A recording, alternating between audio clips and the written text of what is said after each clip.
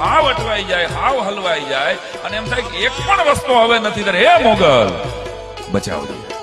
તો આ અંત ઘડીની વેળાએ ચારણ પણ નો ચાળો કરે એનો, એની શક્તિ હોય, એની પરાંબા હોય તો પણ, એની કુળદેવી બીજી હોય કોઈ, પણ મોગલને નો કામ હોપાય. કારણ કે એને હોપાયો પછી એ આપણા હાથમાં ન રહીએ, પછી એ ધારે તો જ રહીએ.